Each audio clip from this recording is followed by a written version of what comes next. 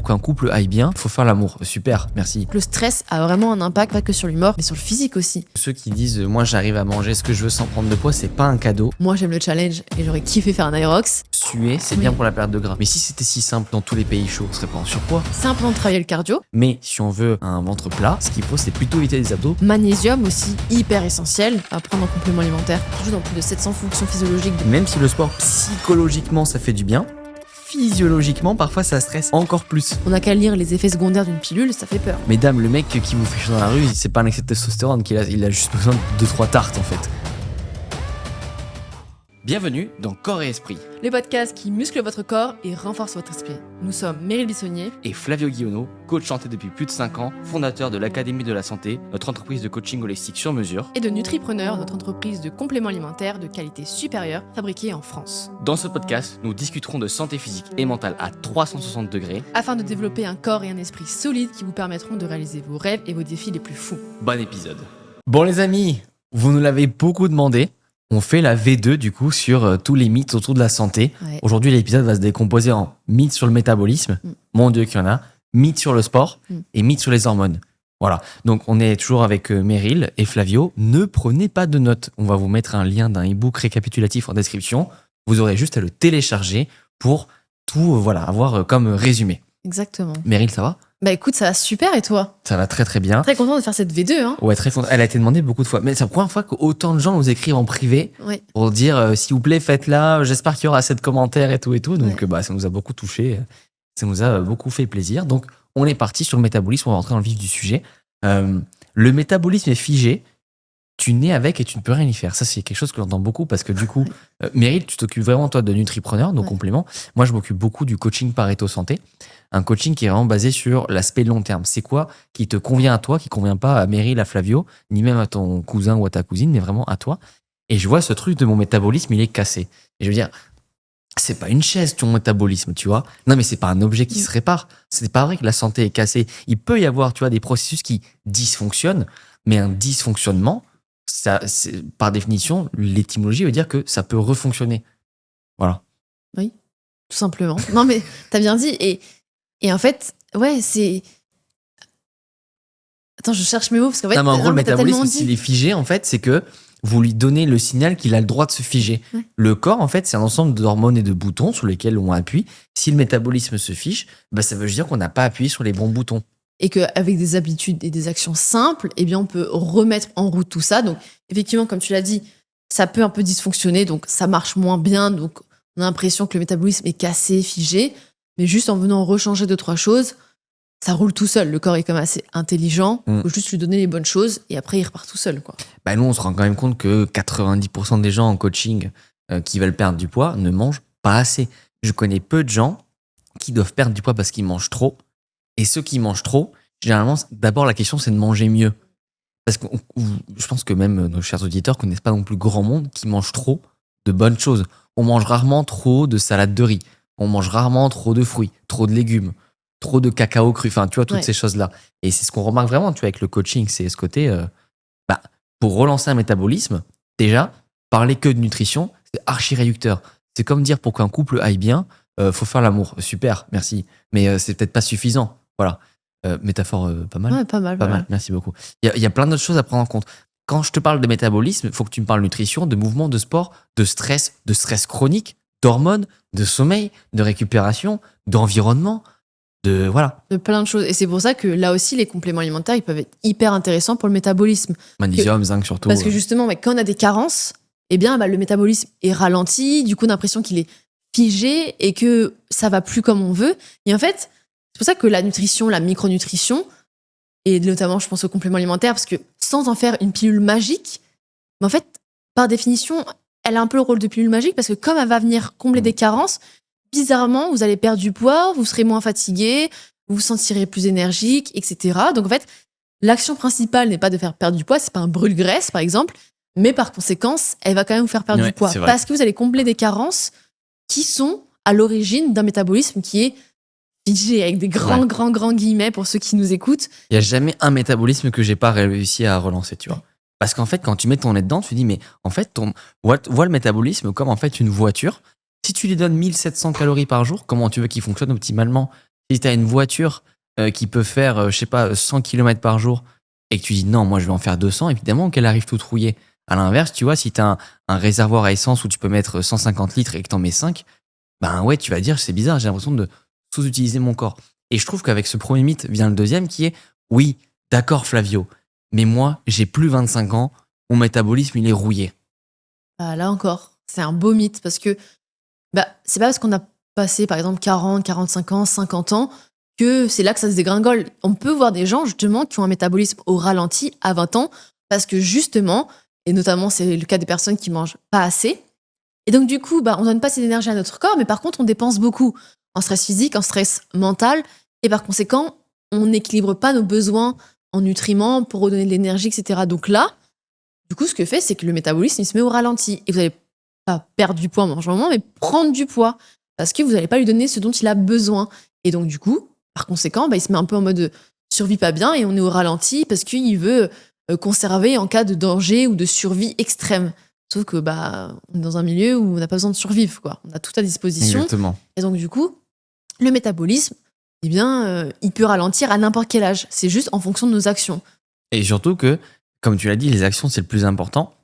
Parce que nous, ce qu'on constate aussi, c'est qu'avec l'âge, on a de plus en plus peur de se faire mal et on se dit « Ah, mais moi, je suis plus tout jeune. » Donc, en fait, inconsciemment, on va moins bouger, moins se dépenser, moins créer de masse musculaire. Et en fait, c'est ça aussi qui va faire qu'on a un métabolisme au ralenti. Parce que qu'est-ce qui fait qu'on a un métabolisme qui brûle beaucoup de gras, donc beaucoup de calories?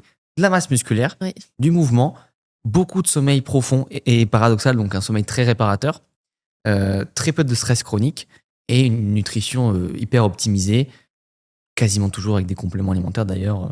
D'ailleurs, les gens pensent que depuis qu'on en vend, on les prône. Moi, ça fait 4 ans que je prends du zinc tous les matins. Mais si un jour je dois arrêter d'en vendre aussi, je continuerai à prendre du zinc tous les matins, tu vois. Et c'est ça en fait qui fait qu'avec le temps, le métabolisme il fonctionne bien. Et d'ailleurs, ce qui est très frustrant en santé, je le vois beaucoup avec nos coachés, que comme nous on a beaucoup de cadres, professions indépendantes, professions libérales, c'est des gens qui aiment bien aller vite dans la vie.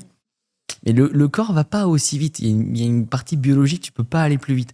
C'est-à-dire que si durant toute ta vingtaine, tu as flingué ton métabolisme, tu as fait des diètes à 1500 calories, tu as fait un jeûne intermittent alors que ton corps n'avait pas besoin de ça, tu as testé tout type de diète et tout, c'est pas en 3 semaines que ça se résout. Par contre, en 3 semaines, tu peux déjà poser les premières fondations très solides d'un métabolisme en forme. Mais la santé, tu peux pas aller plus vite. Par exemple, si tu as 20 kilos à perdre, même si tu manges pas pendant une semaine, tu pourras pas les perdre. Non, mais c'est quand même fou, tu vois. Parce que si demain, je te dis, Meryl, tu dois faire 20 épisodes de podcast de 1 heure chacun, et que, je sais pas, tu te mets sous caféine et tout, peut-être qu'en 1 jour et demi, 2 jours, ils sont faits. Mais oui, c'est pas, là, c'est tu pas peux pas en tenable. santé. Ouais. Voilà, si je te dis, tu as 2 mois pour me passer une barre à 100 kg bench, tu commences à 20 kg, ce n'est pas possible. Même si tu optimises tout, c'est pas possible. Oui, des choses, c'est contre nature. C'est pas possible. Donc, Mais j'ai bien aimé le côté aussi, quand on est plus âgé, du coup, peut-être que psychologiquement, mentalement, on se dit que on est moins capable, donc on a peur. Et donc, comme on a peur, on fait moins. Donc, en faisant moins, en fait, on fait moins de tout. C'est par exemple, on fait moins de sport, on n'ose pas soulever trop lourd, etc., la muscu. Du coup, on fait moins de masse musculaire et donc, du coup, moins de santé. Et c'est vrai que je pense que les gens aujourd'hui, et je pense sincèrement que c'est en train de changer avec toute l'information qu'on a aujourd'hui, c'est que tu passes un certain âge, t'es un vieux. T'es un vieux, tu peux plus rien faire, t'es plus capable. Mais si c'est un corps que t'as entretenu pendant des années, ou que tu t'y mets, mais tu t'y mets juste progressivement, pour te remettre dans le rythme, aussi bien que ce soit le sport, le mouvement, le sommeil, la nutrition, bon, il y a des choses où t'as pas besoin d'aller progressivement. Par exemple, marcher. On n'est pas obligé de passer de 2 à 4 000 pas par jour. Exactement. Parce que marcher, c'est tellement naturel. Tu fais bien de le rappeler. C'est comme quand on boit 50 centilitres par jour, pas besoin de passer à 1 litre. On peut passer à 2 litres le lendemain, quoi. Même c'est conseillé pour le coup. Exactement. Je pensais plus pour le sport où forcément tu vas pas passer de 0 à 100 kilos au bench. Mais effectivement, en fait, on peut le faire à n'importe quel âge. Et il faut arrêter de se mettre dans sa tête que passer tel âge, c'est le déclin, etc. Oui, peut-être que le corps fonctionne différemment. C'est pas pour autant. Ça existe des gens qui sont musclés à 60 ans et on en voit à la salle de sport, on en voit dans la rue. C'est juste qu'ils ont fait des actions, peut-être long terme aussi. Ils mettent en place des choses chaque jour et ça se passe très bien, quoi. D'ailleurs, je trouve qu'il y a un gros mythe aussi, c'est moi j'ai un métabolisme lent et rapide. Ça n'existe pas. À la limite, on parle de métabolisme adaptatif et stable. J'y vais. Ouais, parce que j'adore expliquer. Stable, c'est bonjour, je m'appelle Flavio. à 2500 calories, je maintiens mon corps. Par contre, dès que je vais manger 2700, je vais prendre du poids. Par contre, si je mange 2300, je perds du poids. Donc stable, ça veut dire que on a un poids qui peut fluctuer très facilement. D'ailleurs, je précise que ça peut changer. Hein. Okay, on va pas expliquer comment, parce que ça prend trop de temps et c'est quasiment toujours du cas par cas, mais c'est possible. Avantage du métabolisme stable, en gros, si on veut faire une petite sèche pour l'été, c'est très rapide. Inconvénient du métabolisme stable, tu fais 5 jours d'écart en vacances, tu reviens, tu comprends pas, tu as pris 1,5 kg. Bon, c'est pas que du gras, c'est de la rétention d'eau, des déchets métaboliques, des toxines qui s'accumulent. C'est censé partir relativement vite. Donc je trouve que métabolisme stable, c'est bien aussi pour construire du physique, mais il faut bien être vigilant. Et à l'inverse, on a du métabolisme aussi adaptatif, où là, pour prendre du poids, il va falloir manger beaucoup, et pour en perdre, il va falloir manger, pas très peu, mais beaucoup moins. Avantage du métabolisme adaptatif, tu pars en vacances une semaine en Italie, tu vois pas la diff. Inconvénient du métabolisme adaptatif, une fois que tu as pris du poids, bon courage pour le perdre. Ça veut pas dire que c'est impossible, ça veut juste dire que ce sera bien plus dur et pas les mêmes actions que le métabolisme stable. Par contre, par rapport au métabolisme stable, celui adaptatif, une fois qu'il a perdu 2 kilos, entre guillemets, c'est validé. Alors que le stable, il a perdu 2 kilos et 2 jours après, il peut les avoir repris s'il n'a pas vraiment validé le palier, quoi. Donc c'est super intéressant. Et ce truc lent, rapide, je pense qu'en fait, ce que j'ai envie de dire, c'est que mon métabolisme ne brûle pas beaucoup de calories. Mais ça, avant de savoir si c'est stable ou adaptatif, il faut se poser la question, est-ce que je dors assez ? Est-ce que j'ai assez de masse musculaire ? Est-ce que mon ratio muscle-gras est optimal ? Est-ce que je donne le bon carburant à mon corps, vitamines, minéraux, protéines, lipides, glucides ? Et si vous cochez oui à tout ça, peut-être que vous avez un métabolisme stable adaptatif selon votre retour. Et c'est pour ça que plus on a de masse musculaire, plus quand on fait des écarts, il se passe rien. Parce qu'en fait, on brûle tellement de calories au repos parce que le muscle, ça demande beaucoup, beaucoup d'énergie. Forcément, on a beau faire des restaurants. Enfin, moi, je sais qu'aujourd'hui, j'ai une très bonne masse musculaire. Et bien, bon, aussi parce que toutes les actions que je mets en place, comme tu as dit, le sommeil, bien manger, etc. Mais je peux me faire une semaine de restaurant, il va rien se passer. Parce qu'en fait, j'ai tellement de muscles que je vais prendre très peu de gras. Ou alors, comme tu dis, c'est plus de la rétention d'eau, mais pas du gras pur. Parce que il faut nourrir la bête. Ouais, c'est ça. Chaque kilo de muscle augmente environ le métabolisme de 22 calories. Ouais. Et en fait, c'est beaucoup parce que ça veut dire que si tu prends, on va prendre 10 kilos pour des chiffres ronds, mais c'est pas non plus. Tu augmentes 220 calories par jour ton métabolisme juste par le muscle, pas sans compter le sport que tu fais pour faire le muscle. Le sport, le mouvement. 220 calories au repos en regardant la télé. Ouais. Ça veut quand même dire que par mois, tu peux t'envoyer du 6500, 7000 calories en plus sans prendre de poids. Ouais. 7000 calories en plus, c'est 10 tablettes de chocolat. Donc voilà, dit comme ça, ça veut dire que tous les 3 jours, tu peux t'enfiler une tablette de chocolat, tu prends un pape de poids. C'est quand même fou. Ouais. Bon, on rentre pas dans les détails de si c'est du noir, du blanc, truc, machin, mais caloriquement parlant, faites de la masse musculaire et votre métabolisme fonctionnera à la perfection. D'ailleurs, je vois aussi souvent un truc que le sport, ça permet d'accélérer le métabolisme. Genre, j'ai fait du sport, donc je brûle plus. Alors, quand on fait de la masse musculaire, oui, mais tu sais, à un moment, il y avait la mode du j'ai fait du HIIT, et quand j'ai fait du HIIT, il y a une étude une fois qui a dit que pendant 24 heures, mon métabolisme était boosté.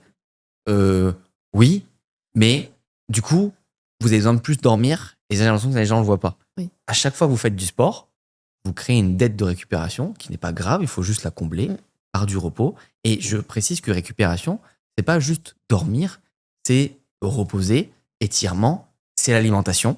On récupère plus vite avec une bonne nutrition. Ça peut être du pistolet, du sauna, une douche froide, enfin plein de choses possibles en fait. Des siestes. Des siestes, on est en forme aujourd'hui. Ouais. Pour vous donner l'anecdote, là on sort du podcast avec Steven. Ouais, bon, il sortira avant lui, mais... Cet épisode sortira. Non, je pense pas. Non. En tout cas, sachez que voilà, nous en fait on enchaîne, corps esprit. D'ailleurs, au moment où on tourne, on a passé les 23 000 abonnés aujourd'hui. Ah ouais. Sur YouTube. Ça augmente, hein. Ouais, et bientôt les 500 évaluations sur Spotify. Donc franchement, c'est un vrai plaisir. D'ailleurs, si vous voulez soutenir le podcast, vous pouvez vous abonner et liker. Mais du coup, Meryl s'occupe vraiment de Nutripreneur, nos compléments pour avoir une meilleure énergie 100% français naturel. Avec le code corps esprit 20, vous avez 20% sur votre première commande. Merci d'ailleurs, parce que nous, on le voit. Hein. Vous êtes de plus en plus nombreux. Grave. Vous êtes de plus en plus nombreux à passer le cap et franchement. Et à recommander. Donc c'est trop bien. Les gens sont vraiment hyper satisfaits. C'est ça, en fait, quand on fait de la qualité, il faut voir long terme. Et en fait, c'est de voir qu'on peut aider des gens. C'est trop, trop cool. Et Flavio, du coup, pour le coup, toi, tu t'occupes vraiment du coaching Pareto Santé. Et c'est vraiment là, pour le coup, les actions ultra personnalisées que tu mets en place, qui sont adaptées à toi, ton mode de vie et qui vont t'aider à transformer sans pour autant modifier toute ta vie. Parce que on a des vies, c'est comme ça. Et il faut aussi savoir s'adapter Et c'est pas pour autant c'est pas parce qu'on a telle vie qu'on peut pas changer. C'est juste différent, tu vois. L'autre jour, je parlais avec un daron d'une cinquantaine d'années qui me dit, mais moi, c'est impossible, j'ai plus 20 ans. Je lui dis, non, c'est juste différent. Je te dis pas que ça va être plus facile. Je te dis pas que ça va être plus dur. Je te dis juste que ça va être différent. Et tu sais, en France, on a cette vision de, ah, si c'est pas facile, c'est dur. Non, c'est juste différent. Voilà, quand tu fais rien de tes journées et que tu peux aller à la salle tous les jours, versus quand tu bosses 10 heures par jour et que tu as 2 enfants à gérer, bah, c'est juste pas la même façon de faire. Mais c'est toujours quand même possible. Donc, j'ai envie de donner de l'espoir aux gens, tu vois. C'est important. C'est possible. Si nous, on l'a fait, vous pouvez le faire. Ouais. Nous, on bosse beaucoup, on est très occupés, on a de moins en moins de temps pour faire du sport, on optimise.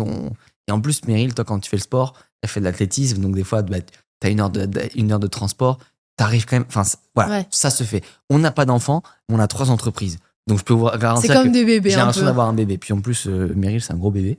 Ouais, je vais te dire une dinguerie. Mais, genre, Meryl en veut un? Non, ou enceinte, alors que c'est pas vrai. De toute façon, ah ouais, le jour où on annonce ça sur Corps Esprit, on fera l'épisode spécial. On ramènera le petit loup. Je pense que si on a 2 enfants, moi je veux l'appeler Corps et l'autre j'appelle Esprit. Ouais, Corps Esprit, vous venez à table si vous. L'horreur. Mais ouais, donc ouais, le métabolisme. Ah oui, beaucoup aussi qui disent, moi j'ai un métabolisme trop rapide pour prendre de la masse musculaire. En fait, ça n'a pas de sens. Parce que si, en fait, je pense que ce que les gens veulent dire par là, c'est j'ai besoin de manger beaucoup plus parce que mon métabolisme crame. Oui. Mais très souvent, moi, ce que je constate, c'est que soit les gens mangent pas assez, soit ils mangent pas assez de protéines, soit ils mangent pas assez de minéraux et ils pensent que muscle égale protéines. Or, protéines, ça vient quand même du grec protos, qui veut dire structure. En gros, 90% des protéines, c'est pour les organes, pour le cerveau, le foie, le pain. C'est que 10% pour les muscles.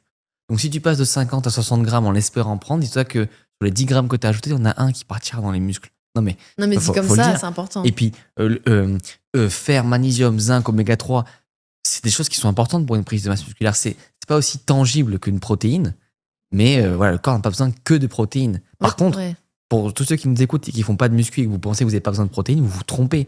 C'est comme dire, moi, je fais pas de sport d'endurance, j'ai pas besoin de glucides. Oui, parce qu'en fait, c'est tellement important pour un truc basique qui sont les organes, qui sont pourtant basiques, mais pas si basiques, parce que ça gère tout, notre corps. Tu dis, en fait, oui, c'est pas parce que tu fais pas de sport qu'il faut pas manger de protéines. Au contraire. Parce que tout le monde a des organes, et tout le monde doit avoir des organes qui fonctionnent bien, donc manger des protéines. Mais c'est vrai que c'est bien de rappeler aussi que pas se baser que sur macronutriments, protéines, micro glucides, aussi, pensez voilà, vraiment... micro. Mais j'ai l'impression de plus en plus, même dans le milieu du sport, on pense plus que whey créatine, tu vois. C'est aussi magnésium, zinc, vitamine D, d'autres choses. Bon, oligo-éléments, des trucs un peu plus spécifiques. Mais parce qu'en fait, on se rend compte que des carences peut causer des problèmes sur, je l'ai dit, le métabolisme, mais même sur les muscles, etc. La récupération, qui est, comme on l'a dit, hyper importante même pour le métabolisme. Du coup, si on n'a pas ça, c'est compliqué. Exactement. Et je vois beaucoup de personnes aussi qui disent les gens minces ont forcément un métabolisme rapide. Pas trop d'accord avec ça. Non, parce que ça veut rien dire, parce que des fois les gens minces en fait c'est juste alors c'est un peu complexe mon expliquer, c'est des gens très nerveux. Je dis pas que tous les gens minces sont nerveux, mais parfois il y a des profils aussi de gens qui en fait vont brûler tellement de calories. Tu sais, c'est des nerveux, c'est les hyperactifs. Vous vous rendez pas compte, genre ils vont être, en fait ils vont brûler tellement plus de calories. Ouais, on en connaît un en plus qui est passé sur le podcast, qui est Valorant. On avait fait un podcast sur comment gérer l'hyperactivité. Valorant, quand on est dans la vie de toujours, il bouge tout le temps, et donc en fait il brûle une quantité de calories. Moi, je pense pas que son métabolisme est trop rapide. Je suis sûr que si on l'allonge de force, il va prendre du poids. Mais en fait, il est tout le temps à bouger. Tu vois, moi, je suis italien, je parle avec quelqu'un. Lui, il parle avec tout le corps. Et de toute façon, c'est pas du tout une critique. Au contraire, tu vois. C'est-à-dire qu'il se brûle tout le temps. Mais tu vois, tu dis, non, mais attends, c'est pas parce que le mec bouge le pied qu'il brûle des calories. Bouge le pied comme ça pendant 3 heures par jour, pendant 25 ans, et tu vas voir qu'en fait, ça va faire plus de calories. Donc, il y a aussi des gens, tu sais, très nerveux, comme ça, qui vont brûler beaucoup de calories. Et puis aussi, il y a des gens minces qui vont avoir du mal à stocker, parce que derrière, pour stocker du muscle, il faut aussi envoyer le signal. Donc, il faut faire de la musculation. Si vous faites, tu sais, les gens ils disent, la prise de masse, ça se fait à la cuisine. C'est pas vrai. Parce que moi, je fais un mec qui fait pas de muscu, qui mange plein de protéines, il va pas prendre 1 gramme de muscle. Alors que l'inverse peut être vrai, si on va à l'extrême. C'est la contrainte musculaire qui fait prendre de la masse musculaire, c'est pas manger des protéines. Manger des protéines vient soutenir et accélérer le processus. Mais si tu manges réducteur. Oui, c'est comme si tu dis, non, mais moi, je mange des glucides pour être plus endurant. Pas du tout. C'est en travaillant ton cardio que tu vas être plus endurant. Et les glucides vont te permettre d'avoir des stocks de glycogène et donc de mieux récupérer. Je suis on fire. C'est très bien. Mais non, mais c'est magnifique. Non, mais c'est génial, j'ai rien à dire de plus. Et un autre truc sur aussi les gens minces, un métabolisme rapide, faut pas oublier, c'est pas parce qu'une personne est mince qu'elle est forcément en bonne santé. Tu vois, les gens associent beaucoup gros, mauvaise santé. Donc en fait, quand t'es gros, ou enfin t'as de la graisse, etc., en surpoids, c'est juste que ton corps t'envoie une information. En fait, ça veut dire que limite que ça fonctionne bien parce qu'il te dit ok, là t'as déconné, donc je prends de la graisse, donc c'est un message que je t'envoie en mode ça va pas, faut vraiment réduire cette graisse, warning, et donc du coup il faut faire quelque chose. Et moi je connais plein de personnes qui sont pas du tout en surpoids, qui sont pas gros, qui ont pas beaucoup de graisse, et pourtant qui mangent n'importe quoi. Donc en fait intérieurement c'est une catastrophe. Et ça c'est plus dur parce que du coup tu peux pas juger, tu dis oh elle a de la chance, il prend pas de poids. Mais en fait, c'est pas vraiment une chance parce que il faut voir plutôt quelque chose de négatif parce que ça veut dire que tu t'infliges encore plus de choses pas bonnes pour ta santé parce que t'as pas de conséquences physiques directes, mais t'as des conséquences de digestion, de fatigue, d'énergie sur le long terme. Alors qu'une personne qui prend du poids, bah oui, c'est jamais agréable de prendre de la graisse, etc. Mais au moins, ça montre que le corps, il envoie un signal fort que ok, là, t'as déconné, il faut vraiment changer. Voilà. Je trouve que ceux qui disent moi j'arrive à manger ce que je veux sans prendre de poids, c'est pas un cadeau. Et si vous avez la chance de prendre du poids quand vous mangez n'importe quoi, c'est un cadeau que vous fait votre corps parce qu'il vous envoie le signal qu'il se passe quelque chose. Il n'y a rien de pire que de passer des dizaines de repas au McDo et pas prendre de poids parce que, comme tu l'as dit, de l'intérieur, foie, rein, pancréas, intestin, ça prend cher. Donc, ou ceux qui disent moi je peux dormir 5 heures et être en pleine forme. Jusqu'à quand ? Voilà. Et d'ailleurs, passé la trentaine, j'ai plus personne qui me dit ça. Ouais, bizarrement. Donc, heureusement qu'on est en pleine forme. Enfin, je sais pas trop quel âge vous avez parce que dans les stats, les gens qui écoutent les podcasts, ils ont entre 18 et 24, 24-35, enfin toutes les tranches à 25%. Ouais. C'est insupportable. Je sais pas quel âge vous avez, les amis.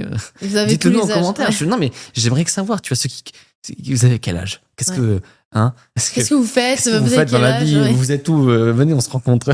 Ce serait trop bien, on va faire une big rencontre. On l'avait fait. On avait fait une big rencontre Nutripreneur, la prochaine est en septembre. Ouais.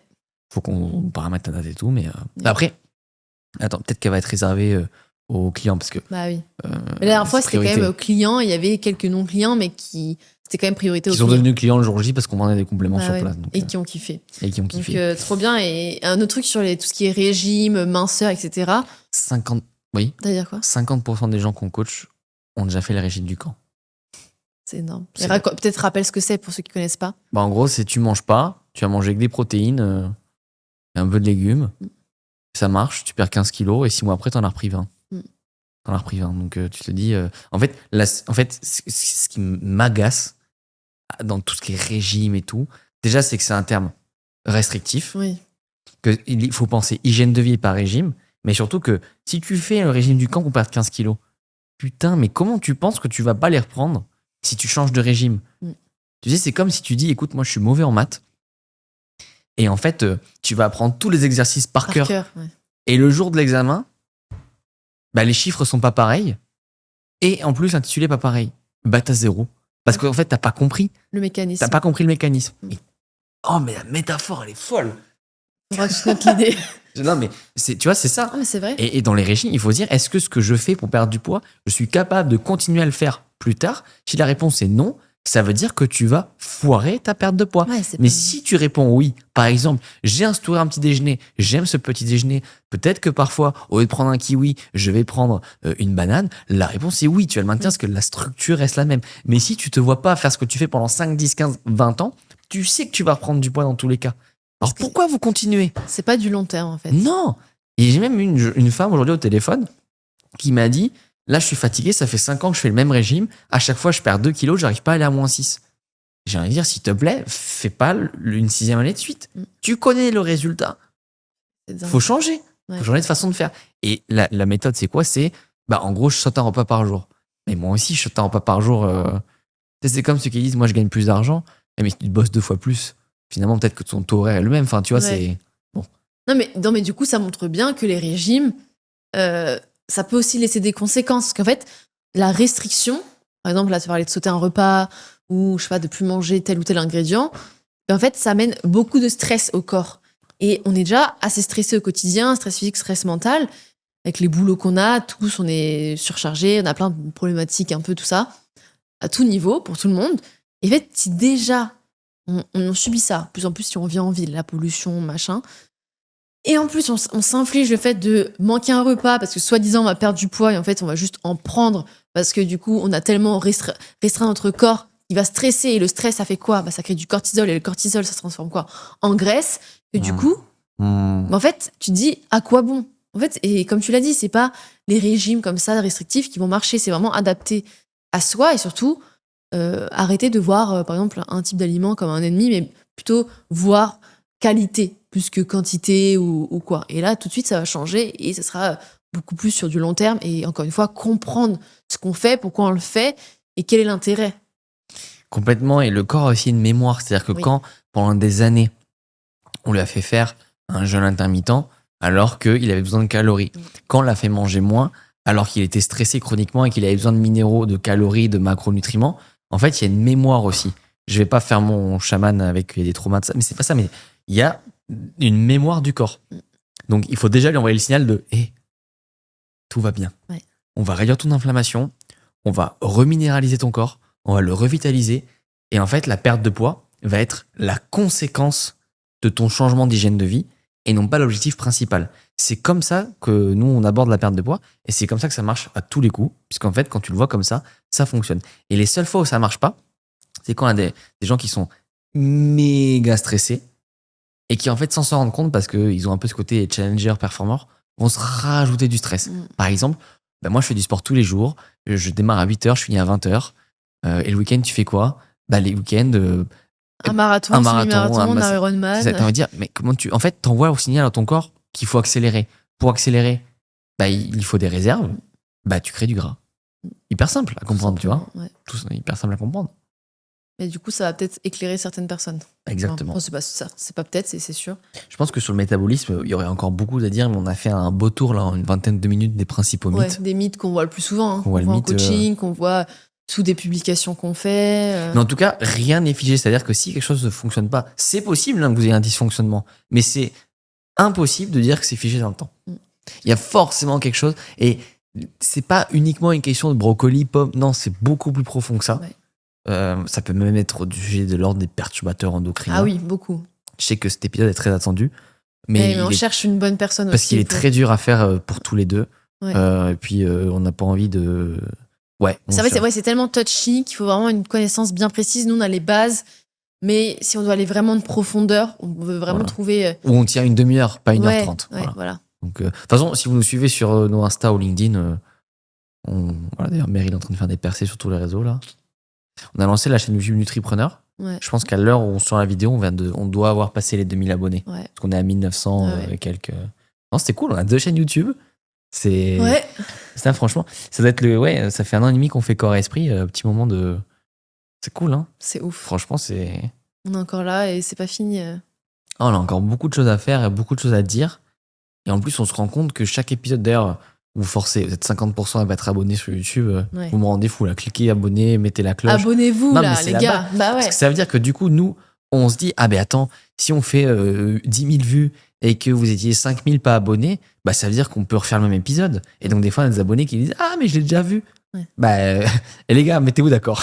Abonnez-vous et comme ça, au moins, vous êtes sûr de ne pas louper les épisodes et vous aurez que des bons conseils santé tous les dimanches à 18h. Et c'est ça qu'on veut. On va parler maintenant des mythes du sport. Oui, parce qu'il y en a pas mal. Et je vois qu'on a écrit fenêtre anabolique. Alors, expliquer. Allez, fenêtre anabolique, explique ce que c'est, pourquoi un peu c'est un mythe. C'est le fameux... dès que je viens de finir ma séance de sport, il faut absolument que je mange des protéines, que je mange, etc. pour le muscle. Explique. En fait, la fenêtre anabolique, elle existe, mais le plus gros mythe, c'est de croire qu'elle dure 1 demi-heure ou 2-3 heures. Quand tu es débutant, la fenêtre anabolique, elle peut durer jusqu'à 3 jours. Et quand tu deviens un expert, elle dure effectivement quelques heures, de l'ordre de 6 heures. Du coup, normalement, si tu as des journées qui sont bien constituées, c'est sûr que tu vas manger des protéines et des minéraux dans les 6 heures après ta séance de sport. Donc en résumé, la fenêtre anabolique, elle existe vraiment, mais ce qui est le mythe, c'est le timing. Donc, à part si vous êtes des experts, et experts, c'est pas je vais à la muscu 4 fois par semaine, c'est sportif de haut niveau, et que la fenêtre n'est que 6 heures, là, vous savez comment optimiser. Autrement, ne vous prenez pas trop la tête. Et puis, comme tu l'as dit, 6 heures, généralement, ça laisse le temps, sportif de haut niveau ou pas, d'avoir le temps de manger sans souci ce dont le corps a besoin. Donc, il faut pas se mettre de panique. Et moi, je les vois tous, les shakers, les machins, juste après. Dans le vestiaire, vite. Ouais. En gros, ce qu'il faut se dire, c'est que je pense que l'erreur qu'on peut faire sur ça, c'est de se dire, tiens, je fais mon sport après dîner. Parce que du coup, tu vas te coucher sans nutriments. C'est pour ça que je trouve que c'est toujours bien d'avoir un repas après le sport. Oui. Et si on peut aussi avant, parce que par exemple, le fait de consommer des protéines va venir potentiellement stimuler la synthèse. Comment putain. MPS, je l'ai plus. Synthèse des protéines musculaires. Je sais plus. J'ai un trou de mémoire. Il est 20h30. Pardonnez-nous. Mais en gros, ça va venir stimuler la synthèse des protéines musculaires. Et donc, ça permet aussi d'avoir une légère meilleure contraction musculaire. Donc, ça peut être bien de manger avant, mais surtout après aussi.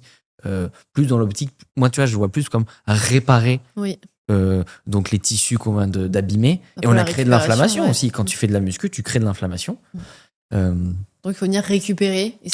Et comme on l'a dit, l'alimentation est une façon de récupérer. Donc, il ne faut pas négliger. Plus tu as d'oméga 3, plus tu récupères vite. Plus tu as de magnésium, plus tu récupères vite. Parce que tu améliores ton sommeil. Donc, c'est un cercle très vertueux. Je pense qu'en vrai, fenêtre abolique, il n'y a pas grand-chose à dire en plus. Donc, ça existe. En gros, assurez-vous d'avoir un repas toujours après une séance de sport. Ouais. Et pour ceux qui font des sports, parce que je sais qu'ils font des sports en club de combat qui finissent à 22h, 22h30, et des fois vous mangez avant, et ben là, ça dépend à quelle heure vous vous couchez. Si vous vous couchez tout de suite après, déjà si vous arrivez à dormir, c'est incroyable. Ouais.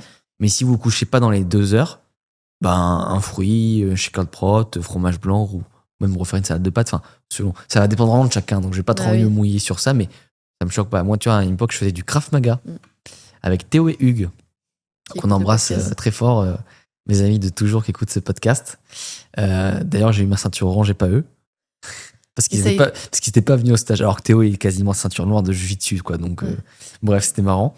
Et on finissait à 21h30, 22h. Je rentrais, je mangeais un énorme plat de pâtes parce que t'es affamé, en fait. Ouais. Et puis, j'ai pas envie d'attendre le lendemain matin pour nourrir mon corps. La nuit, tu te réveilles avec la faim tellement que t'es affamé. Ah oui, ça m'est déjà arrivé. Hein. Des fois, je mangeais avant le cours.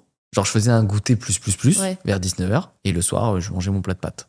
Bah, c'est bien, ça, c'est intelligent. Ouais, franchement, c'était pas mal du tout. Puis comme ça, un petit truc pour te permettre aussi de digérer. Parce que parfois, de manger juste avant, moi, j'arrive pas. Hein. Manger juste avant, je digère pas aussi vite. Hein. Ouais. Même sans manger grand-chose. Mais ça te reste sur l'estomac. Dès que tu fais un effort intense, si t'as le ventre un peu plié ou qu'un effort est trop intense, cardio, etc., c'est dur. Ouais, il faut calculer. Après, comme tu l'as dit, ça dépend de chacun. C'est vraiment du cas par cas la santé, de toute façon. Il y a quand même des piliers qui sont généraux, sinon on ne ferait pas ce podcast. Non, oui, mais c'est juste que là, tu vois, est-ce qu'il faut manger ou pas après la séance de sport à 22h Je sais pas, mec, je te connais pas. Par contre, est-ce que c'est bien ? Oui, est-ce que c'est mal ? Oui, oui, il y a tout, quoi. Mais un autre truc, tu vois, c'est la mémoire musculaire. T'es lancé, vas-y. Hein. Moi, je pense que... Parce qu'il y en a qui disent que ça existe, d'autres qui disent que ça n'existe pas. Pour moi, ça existe. Ouais. T'es d'accord avec moi ? Bah oui, moi, je suis d'accord. Moi, je pense que ça existe bien plus que ce qu'on pense. Je vais prendre l'exemple de ma mère. Ma mère, elle a fait beaucoup de muscu quand elle avait 20 ans. Et là, elle s'y est remise aux alentours de 55. Et ben, je te jure que quand elle s'est assise sur la machine, je dis pas qu'elle a pris du muscle en 2 semaines, hein, mais quand elle s'est assise sur la machine, tu sentais que son cerveau l'avait déjà fait. Ouais. Comparé, tu vois, à mon père qui était plus sur notre côté. Ok, bon, maintenant, ils se débrouillent très bien tous les deux. Hein, papa, je t'adore. Mais tu sais ce que je veux dire ? Oui, ma mère, j'ai senti que, en fait, c'était instinctif. C'était naturel le mouvement parce que son cerveau l'avait déjà vu dans le passé. Oui, donc en plus du fait qu'il y a déjà la mémoire musculaire vraiment sur le côté, le muscle, il a déjà vécu ce mouvement, donc il va potentiellement prendre plus facilement du muscle. Il y a aussi le truc de, comme elle a déjà fait le mouvement, et là, c'est pas juste une question de muscle, c'est vraiment d'avoir déjà visualisé le mouvement, eh bien, c'est facile, c'est comme on dit, le vélo, ça s'oublie jamais. Ouais, exactement. En fait, tu l'as fait, et c'est vrai. Ça. Peut-être qu'au début, c'est légèrement plus dur, et encore. Là, le vélo, je pense que... Mais ça revient très, très vite. Ah, bien joué. Ouais, donc... Conduire aussi, d'ailleurs. Hein. Ouais, moi, ça fait hyper longtemps que j'ai pas conduit. La dernière fois, j'ai conduit parce que je suis partie au ski avec mon père. Il y avait rien de... Enfin, tu vois, ça revient très, très vite. Parce que c'est un truc que t'as déjà fait, ou en plus que si t'as déjà fait pendant plusieurs années, pas de raison que ça s'oublie. Et du coup, qu'est-ce que tu penses du muscle en tant que tel ? Est-ce que pour le coup, on s'arrête. Par exemple, je m'arrête. Je pars en vacances, 2 mois, je fais rien. Je reviens. Qu'est-ce qui se passe ? Déjà, il se passe que ton muscle a vidé ses stocks de glycogène. Et donc déjà, t'as l'air plus raplapla. Mais en vrai, tu vois, ce côté, la muscu, c'est ingrat, au bout d'une semaine, on perd tout, c'est pas vrai. À la limite, si tu prends beaucoup de glucides, beaucoup de créatine, en fait, tes muscles, ils vont la stocker. Et en fait, le jour où tu vas les reprendre, dans 2 mois, ça va vite revenir. Ouais. C'est sûr qu'en 2 mois, t'as quand même le temps de dégonfler. Mais je te jure que si t'es un pratiquant assidu, en 2 semaines, 3 semaines max, tout est retrouvé. Peut-être pas la force. Oui. Peut-être la force, ça se perd.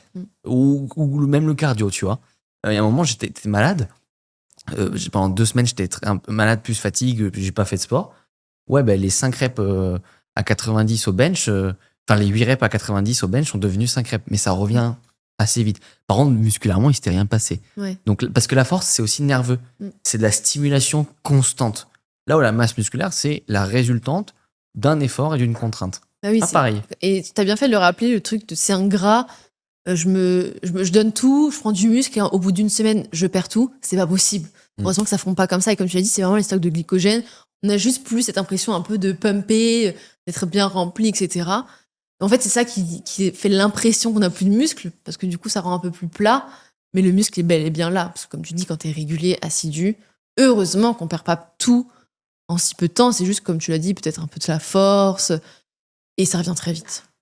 Oui, donc ça, je suis d'accord. Donc ceux qui disent qu'il n'y a pas de mémoire musculaire, je comprends pas, quoi. Voilà, et donc, et même, tu vois, 2 mois, c'était un peu extrême. Oui, j'ai fait exprès de prendre un truc. Mais vous partez de 2 semaines, si vous avez l'impression d'être raplapla, il y a beaucoup de psychologique aussi. Hein. Oui. En vrai, t'es un mec, fais 50 pompes, tu vas être congestionné, tu vas dire, ils sont toujours là. Non, mais tu sais, il y a ce truc quand tu fais de la muscu, et d'ailleurs, on frôle aussi pas la bicorexie, mais pas loin, de se dire, oula, je l'ai pas fait, je suis devenu raplapla. Non, tu ne deviens pas raplapla comme ça, en fait. Hein, je te rassure.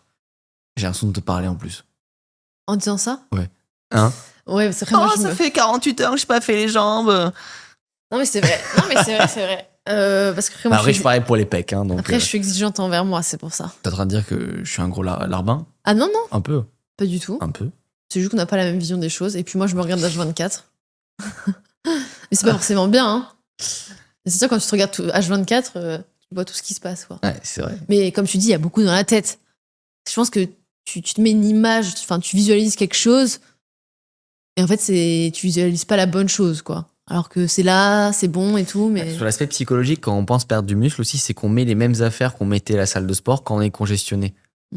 Ah oui, mais si tu mets ton débardeur pour être baladé en ville versus la veille, tu l'avais pour faire une séance de pec d'eau, c'est sûr que tu auras l'impression de flotter dedans. C'est vrai. Donc, il y a un autre mythe aussi au travers de tout ce qui est muscu, c'est le cardio fait perdre du gras. Plus que la muscu. On était synchro. Tu veux y aller ? Oui, je peux y aller sur le fait que le gras... déjà, ça commence. Le cardio fait perdre du gras. Donc oui, parce qu'en fait, on sait pourquoi ça fait perdre du gras. C'est parce qu'on fait un effort intense, etc. Donc, on peut potentiellement perdre du gras, comme la muscu, sauf que de faire trop de cardio, eh bien, on peut perdre du muscle.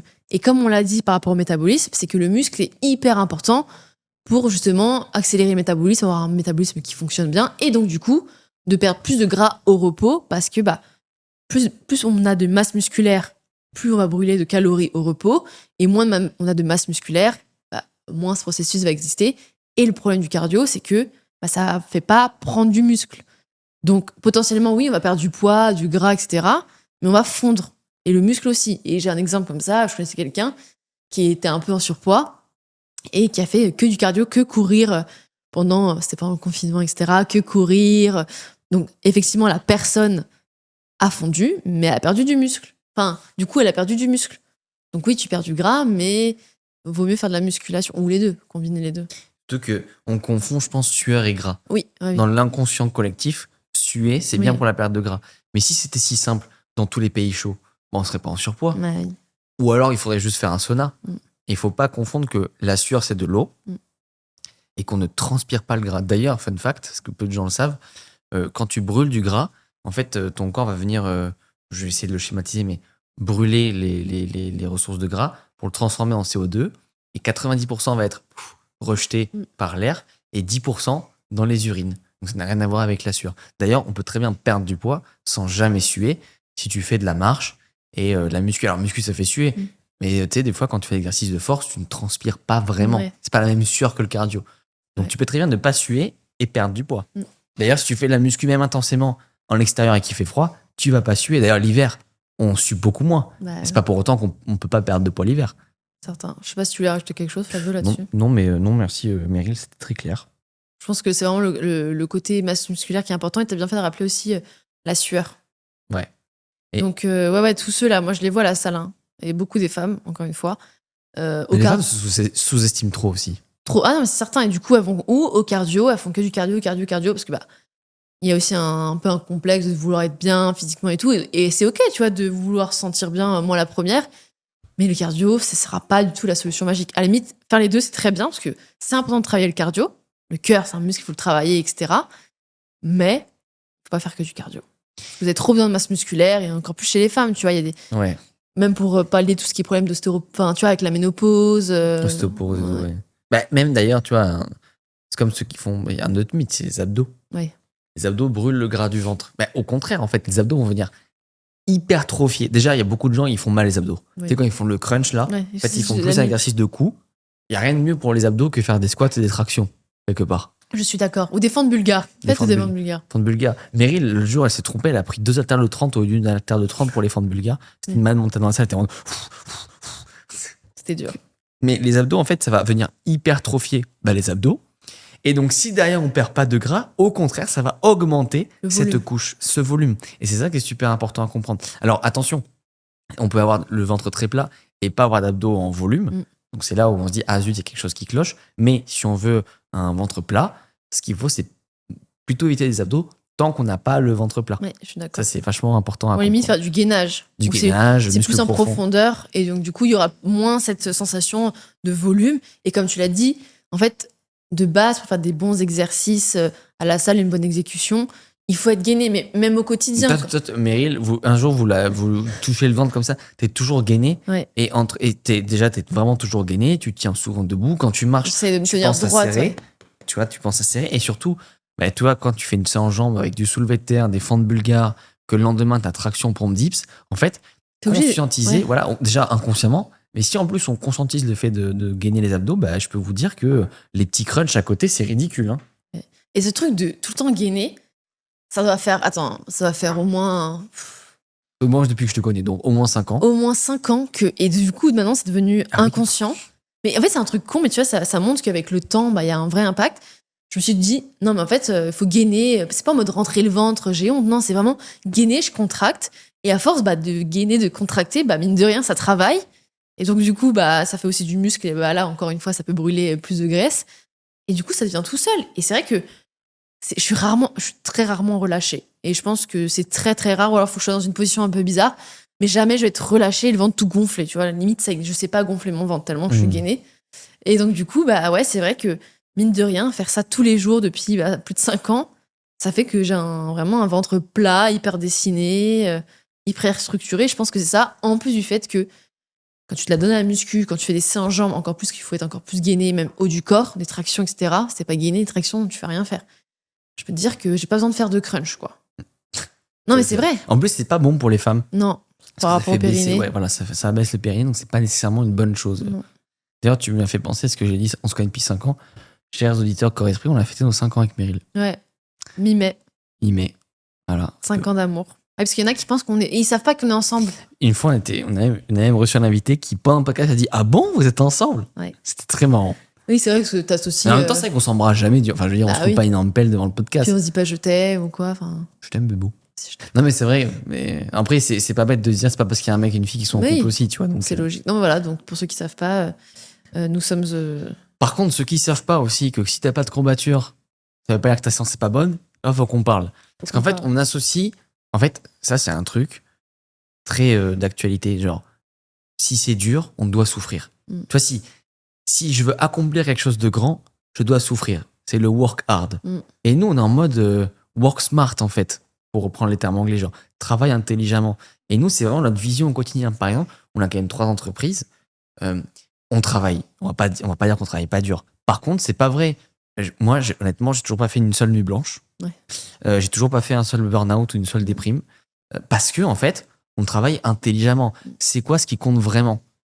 Enfin, tu vois, on s'occupe de l'essentiel. On s'occupe de l'essentiel, on va droit au but. Et ça, c'est super important. Et c'est vrai que les courbatures, ça donne l'impression que la séance a été bonne. Mais le truc, c'est que les courbatures, ça fait mal. Pour beaucoup, c'est pénible, c'est chiant, si vous me permettez l'expression. Et ça ne veut pas dire que la séance a été bonne. Pourquoi on a des courbatures, du coup? On a des courbatures parce qu'on fait un effort qui est nouveau. Oui. Mais demain, vous êtes assis toute la journée en tailleur, vous aurez des courbatures au lombaire. Est-ce que c'est pour autant que c'est bon signe? Non, pas des bonnes courbatures. Oui, c'est agréable des fois de titiller un peu. Mais il y a une différence entre je me touche le pec et j'ai mal et le ah waouh, j'arrive pas à me lever, tu vois, ou t'arrives pas à monter les marches pour les jambes. On est obligé d'en avoir. Déjà quand on commence, puis des fois on se met dans le rouge, on fait des nouvelles séances, etc. Mais rechercher les courbatures à chaque séance, c'est s'entraîner trop proche de l'échec. Et donc, c'est en fait avoir une dette de récupération qui est genre exponentielle. Et en fait, au bout d'un moment, on peut pas la combler. Et c'est là, un matin, on se lève, on dit, ah, en fait, moi, j'ai envie de rien. Bah oui. Ça, ou alors qu'on change trop souvent d'exercice. Parce que du coup, ça revient à la nouveauté. Donc, comme tu l'as dit, soit on récupère pas assez, soit on change trop d'exercice. Et en fait, il faut pas oublier, ça sert à rien de changer d'exercice tous les 4 matins. On a fait un super épisode sur le sport, mais c'est vrai qu'il y a trop de gens qui pensent qu'il faut changer, il faut varier pour progresser. Mais non, en fait, on peut faire le même programme pendant 3-4 mois. On augmente la charge, l'intensité, et ça va bien se passer. Et vous verrez que d'ailleurs, vous aurez plus de courbatures. Moi, c'est très rare des courbatures quand je fais toujours la même séance. Et à la limite, quand j'en ai, parce que je sais que j'ai fait beaucoup de choses, donc du coup, j'ai potentiellement moins récupéré, plus d'inflammation. Et donc, du coup, c'est pour ça que j'ai ces douleurs. Après, il faut pas... Enfin, pas de panique. C'est quelque chose de naturel. J'en vois qui prennent beaucoup de médicaments d'antidouleurs quand ils ont des courbatures, parce que c'est peut-être pas forcément agréable. Et je peux comprendre. Mais dites-vous que ça va passer très vite et que vous pouvez quand même vous entraîner si vous avez des courbatures. Vous vous réchauffez bien, vous échauffez bien et vous allez plus ressentir la douleur. Complètement. Donc, en résumé, avoir des courbatures, c'est normal, mais les chercher à tout prix, tu sais, c'est ce truc de l'effort. J'ai l'impression d'ailleurs maintenant, je sais pas moi, tous les gens que je suis sur les réseaux font un aérox ou un marathon. J'ai l'impression que mais c'est normal. C'est vachement gratifiant dans notre société, il faut aussi le dire. Même créer une boîte, c'est stylé. Enfin, tu vois, tout ça, c'est stylé. Mais derrière, tout ça a un prix. Et le prix, bah, c'est souvent la santé. Donc, il faut juste bien penser à, si vous accélérez de 100%, il faut récupérer à 100%. Donc, je fais une caricature. Tu sais, moi, je dis souvent à mes coachés, tu travailles comme ça. Ceux qui nous écoutent sur Spotify, vous pouvez pas voir. Et tu dois récupérer comme ça. Donc, je caricature à fond. Mais si demain, tes journées, c'est j'ai 3 enfants à gérer, je fais une séance d'aérox tous les jours de sport et j'ai 3 boîtes à gérer et que le lendemain, t'es en jour off, bah, en jour off, faut que t'ailles te faire masser. Enfin, tu vois, faut vraiment, c'est pas juste je suis posé sur mon canapé. Ouais, Tu vois, il faut avoir la récupération à la même vitesse que l'effort. Sinon, on se crame en cours de route. Et on revient à ce qu'on disait tout à l'heure, il y aura des problèmes de métabolisme, de récupération. On va y venir après sur les hormones. Non, mais c'est pour ça que même les sportifs de haut niveau, ils sont obligés d'avoir des gens qui les accompagnent, vous vous rendez pas compte.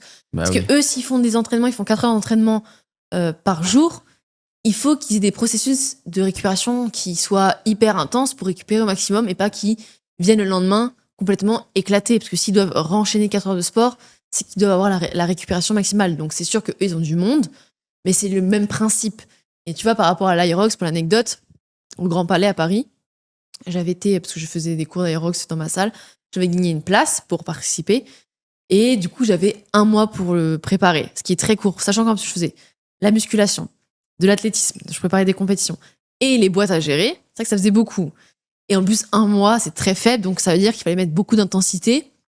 Et en fait, très vite, j'aurais pu me cramer. Bon, finalement, j'ai pas pu le faire parce que la date, ça correspondait pas, etc. Très dégoûtée, parce que moi, j'aime le challenge et j'aurais kiffé faire un Aerox. C'est que j'ai commencé à me préparer et tout. Je me suis dit, ah, ça va le faire, je vais gérer et tout. C'était vraiment un challenge personnel, même pour changer. Et je l'avais déjà dit et tout. À un moment, la muscu m'avait un peu gavé. Je retrouvais plus trop de plaisir, j'avais plus trop d'objectifs, etc. Donc c'est là que ça montre que c'est important aussi de donner des objectifs. Et si on n'aime pas, on change vite. Parce que si on se lasse d'un truc, après, on va détester tout ce qu'il y a autour, etc. Mais du coup, juste pour dire que, ouais, 1 mois, ça aurait été très court. Et potentiellement, j'aurais pu me blesser ou avoir d'autres problèmes, etc. Et qu'il aurait fallu que je maximise la récupération, mais énormément.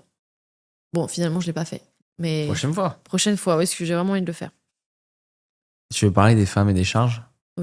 On en a vaguement discuté par rapport au cardio. Le fait que les femmes ont peur de trop charger parce qu'elles ont peur de devenir trop musclées. Et en fait, et franchement, ça m'a fait rire parce qu'à un moment, j'avais fait un réel là-dessus. Et il y a un garçon qui m'a dit, mais déjà, nous, on fait de la muscu tous les jours, on a du mal à prendre du muscle. Comment tu veux qu'une femme, en faisant 1 fois par semaine le haut du corps, elle va prendre du muscle, trop de muscle, tu vois? Et j'avais bien aimé cette comparaison parce que les femmes, déjà de base, elles se sous-estiment énormément en termes de force, de capacité, d'intensité, alors qu'on a une capacité de récupération énorme par rapport aux hommes. Ça, c'est vraiment notre force. On peut enchaîner plus facilement 2 exercices avec une grosse intensité et du coup, on récupère bien. Même moi, je le vois à l'athlétisme, je fais une distance qui est très dure. Ça va être dur, mais après, je vais être bien. Les gens, ils sont couchés, les mecs, ils sont couchés au sol. Moi, ça va, tu vois. Moi, j'ai tout donné. Et du coup, alors que sur le moment, c'était dur, tu vois. Mais du coup, on récupère vraiment beaucoup plus vite. Et en fait, encore une fois, c'est pas en faisant 1 ou 2 fois le haut du corps par semaine qu'on va devenir trop musclé, on va devenir Hulk. Au contraire, tu vois. En plus de muscler le haut du corps, c'est important pour le bas du corps. Parce qu'on va créer un équilibre. Muscler son dos, on va se tenir droite, on va être plus en confiance, on va être plus équilibré. Et parce que pour le bas du corps, pour mettre des barres, porter des haltères, il vaut mieux être musclé du haut du corps, sinon tu fais rien en fait. Et t'es limité par le poids. Donc en fait, j'ai envie de dire aux femmes, non, pensez pas à ça. Le muscle, c'est hyper important. Faites tout le corps. Je peux comprendre qu'on ait envie d'avoir plus de fesses que plus d'épaules quand on est une femme. C'est logique. C'est ok, y a pas de C'est tabou. ok, mais de toute façon, les entraînements ne sont pas les mêmes. On mettra peut-être pas autant d'intensité pour faire le haut du corps que le bas du corps. Et c'est ok, mais juste faites-le. C'est trop important pour l'équilibre corporel, même pour travailler le bas du corps. Et vous ne deviendrez jamais Hulk. Franchement, les femmes qui sont très musclées du haut du corps, c'est parce qu'elles font que ça. Et sur des années, sur beaucoup d'années, et qu'elles montent la charge, elles montent. Mais n'ayez pas peur de monter la charge, de faire plus de répétitions. Votre corps ne va pas se transformer comme ça. Sinon, ça se saurait et on serait tous bodybuilders. Parce que Complètement. pourquoi des femmes se piquent pour avoir une grosse carrure? Parce que c'est compliqué. Tu vois, il faut beaucoup de travail et beaucoup d'années pour construire une masse musculaire importante. Et je dédicace ça à une ancienne cliente il y a longtemps qui s'appelait Chloé, qui était avec nous en plus à la fac, que j'avais coaché quand j'étais coach en salle. Elle faisait 10 fois 100 à la presse. Et je lui dis, franchement, t'as des bons quadris, on peut monter. On finit la séance à 10 fois 200. Donc c'est-à-dire qu'elle se sous-estimait. Et tu vois, tout ce qu'elle disait, mais je comprends pas pourquoi je progresse pas. C'était même pas un problème de métabolisme, c'était un problème de je me sous-estime. Et ça, c'est énorme. Et c'est pour ça que faire une séance avec quelqu'un, se faire coacher à distance, en présence, ce que vous voulez, juste d'avoir quelqu'un qui vous pousse pour ne pas vous contenter du minimum. Et c'est encore... bon, tout le monde, et même des mecs, je les vois... Et c'est limite, ils sont sur leur téléphone pendant qu'ils font la série, donc c'est qu'il y a un problème, tu vois. Ah oui, mais effectivement, quand ça fait plusieurs années que tu mets le même poids, même plusieurs jours, plusieurs mois, on va dire, plusieurs mois, plusieurs semaines, tu mets le même poids, tu te dis, bon, il y a un problème, tu vois, c'est que je me sous-estime, ou alors j'ai pas du tout une bonne capacité de récupération, et du coup, en fait, je progresse pas, tout simplement. Et ouais, pas avoir peur de charger, parce que, ouais, encore une fois, ça serait si le muscle, il grossirait aussi rapidement. Dans ce cas-là, tu galérerais pas autant à prendre du bas du corps. Si c'était si simple de prendre du muscle. Voilà. Non, mais c'est sûr. De toute façon, je crois que la dernière fois, il y a quelqu'un qui est venu à la salle, un gars qu'on connaît et tout, qui m'a dit, tu sais, Meryl, là, j'ai regardé une émission un peu sur le fitness. Ah oui. Ouais, j'ai l'impression que ça devient la mode, les femmes qui se font muscler même du haut du corps, mais pas muscler en mode de balèze, juste t'es musclé, comme t'es un peu sèche, on voit tes muscles, mais t'es harmonieuse. Et du coup, effectivement, on le voit de plus en plus un peu avec les fit girls qu'on voit sur les réseaux, qui font le haut du corps et qui assument, mais c'est pas pour autant que t'es pas féminine. Enfin, moi, quand je mets une robe, j'ai pas l'impression de ressembler à un bonhomme. Ah au contraire, non. Franchement... sinon, je pense que tu me le dirais. Non, mais je confirme que t'es très féminine. Voilà. Y a pas de... Et ça, ça va ensemble. C'est parce que tu fais la musculation que t'es un garçon manqué. Tu peux être très féminine et justement, même, ça apporte des formes hyper sexy, quoi. Oui. Entre un dos musclé, des fesses musclées, des cuisses musclées et tout, un ventre musclé, c'est magnifique. Puis tu peux être masculin, je sais pas, et savoir danser. Enfin, c'est pas. Oui. Tu vois, un peu des. Bon, bref. Moi, je pense que t'as bien résumé la chose. Hein. Oui. Il y a encore 2 mythes sur le sport qu'on voit. Ouais. Ça passe vite, le temps. Bah ouais. Parce que je me dis, comment on va caser une V3 ? Non, on va essayer. Tu vas faire du sport le matin à jeun, le meilleur moyen de perdre du poids. C'est toujours le même problème, c'est que les gens ont l'impression que le corps, il travaille de minuit à 23h59 et il se reset. En fait, le corps, c'est un continuum. Et le mythe de « Ah, mais quand je fais du sport, il puise dans le gras parce que j'ai pas de calories », en fait, il faut comprendre que c'est la nature de l'effort qui va décider si le corps puise dans le gras ou dans les réserves de glycogène. Si vous faites un sport d'endurance, dans tous les cas, vous allez taper dans les stocks de glycogène. Donc, pour perdre du poids à jeun, il faudrait que vos stocks soient déjà à 0. C'est-à-dire que vous devez être vraiment fatigué. En fait, et puis même, dans tous les cas, si vous mangez après, vous allez refaire les stocks. En fait, le corps ne fonctionne pas que comme ça. C'est un continuum, c'est un spectre, c'est de la durée. C'est pas, c'est comme si on dit, c'est comme si les cheveux ils s'arrêtent de pousser la nuit. Non, ils s'arrêtent pas de pousser la nuit. Les ongles non plus. Le corps s'arrête pas non plus la nuit. Donc il faut arrêter. Au contraire. Donc le mythe de je vais taper uniquement dans le gras, c'est faux. Ce qui fait que vous pouvez taper uniquement dans le gras, c'est la notion de l'effort. Et généralement, ce qui fait que c'est que du gras, c'est du cardio à faible intensité, globalement, de la marche ou de la course. La course, tant que tu peux respirer par le nez, parce que tu sais, quand c'est trop dur, c'est Donc ça peut être un bon test. Est-ce que vous pouvez respirer par le nez? Si oui, c'est un effort à cardio à faible intensité. Et ça, généralement, ça s'appelle le LISS d'ailleurs, en anglais. Mais c'est que vraiment, tu vas taper que dans le gras. Et de toute façon, la musculation, elle est là pour construire du métabolisme. Donc, est-ce que tu préfères perdre un peu plus de gras dans ta tête ou construire les bases solides pour le futur? Voilà. Et si le sport à jeun, ça faisait autant sécher, C'est vrai. surtout que ceux qui disent ça, ils mangent pas assez le soir. En fait, ils se retrouvent en sous-carburant, ils sont à 1500 calories depuis toute leur vie. Et ils progressent pas. Et puis après, ils peuvent potentiellement plus se blesser. Et donc, du coup, si tu te blesses, tu fais plus de sport. Et là, c'est la cata, quoi. Complètement. Donc, non, je pense que t'as bien résumé le truc. J'ai rien de plus à dire là-dessus. Je pense qu'on peut même passer aux hormones. Hein. Attends, il y a un dernier truc. Bah non, là, vas-y. Le fait de choquer le muscle. Ouais, non, t'as raison, tu l'as dit. Voilà, En gros, juste ce qu'on voulait dire, c'est voilà, pensez pas qu'il faut changer de programme tous les 4 matins. Si le programme fonctionne. Et s'il fonctionne pas, demandez-vous si c'est pas juste parce que vous poussez pas assez fort. Ouais, non, mais c'est tout vrai. Simplement. Ok. Les hormones. Alors, les hormones ne sont d'un sujet que pour les femmes. Bah, c'est vrai que, messieurs, on n'a pas de testostérone. Les hommes ont plus de problèmes de dopamine aussi. Je trouve qu'on a un profil plus addictif que vous, tu vois. On a toujours un truc. En vrai, les hormones, ça touche tout le monde. Et d'ailleurs, la testostérone, ça touche les femmes. Nous, on a même une coachée qui manquait de testostérone. Une femme. Ouais. Donc, qui a dû faire des prises de médicaments pour relancer sa testostérone. On parle d'une femme. C'est comme si un homme devait relancer ses oestrogènes. On rappelle que ce qui dissocie testostérone et oestrogène, c'est une question de ratio, comme les oméga 3 et les oméga 6. Les hommes ont 10 fois plus de testo que les femmes, mais une femme sans testo, c'est une femme morte. Un homme sans oestrogène, c'est un homme mort. Le problème, c'est quand on va avoir, en tant qu'homme, des aliments comme le soja, des perturbateurs endocriniens qu'on va retrouver dans l'eau du robinet, on va augmenter notre sécrétion d'oestrogène. Et d'ailleurs, chez les femmes, c'est un problème aussi, parce que une femme qui a trop d'oestrogène, bah, du coup, elle va dérégler son propre ratio oestrogène-testostérone. Et c'est pour ça que parfois, qu'on soit femme ou homme, avoir trop, respectivement, d'oestrogène ou de testostérone, c'est pas bon. Et que c'est une question d'équilibre. Merde. Et que même pour les hommes, du coup, ça les féminise. Ou... Oui, bah, trop d'oestrogène, ça peut féminiser un homme. Donc, ça veut dire quoi, féminiser un homme? Ça veut dire un homme qui va peut-être faire de la gynécomastie. Donc, avoir un début de sein, avoir la voix de moins en moins grave, plus de pommes d'Adam, une difficulté à prendre de la masse musculaire, une facilité à prendre du gras. Mais un homme qui a trop de testostérone, sans me parler du côté suragressivité ou quoi, parce que c'est même pas ça. Pour ça, c'est plus une question de barbarie. Enfin bon, bref, c'est un autre sujet.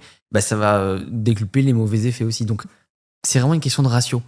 Et bon, il y a peu de chances qu'aujourd'hui qu'un homme naturellement ait trop de testostérone. Hein, oui. Je précise. Non, mais c'est vrai, il faut préciser. Pourquoi?